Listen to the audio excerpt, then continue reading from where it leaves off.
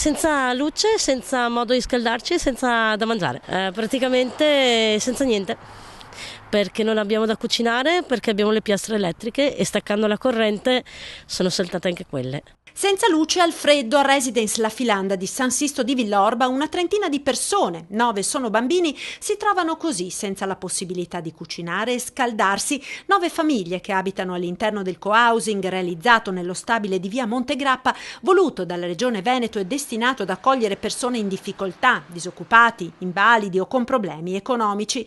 Inaugurato nel 2014 dall'allora assessore regionale al sociale Remo Sernagiotto, il progetto evidentemente è naufragato. Del caso è stato informato il sindaco. Un'azienda che è una cooperativa ha cessato la propria attività e ha maldestramente tentato di restituire l'immobile presso cui esercitava l'attività alla proprietà, se non che in questo immobile ci sono ancora 9 nuclei abitativi e in questi sono ospitati 9 minori.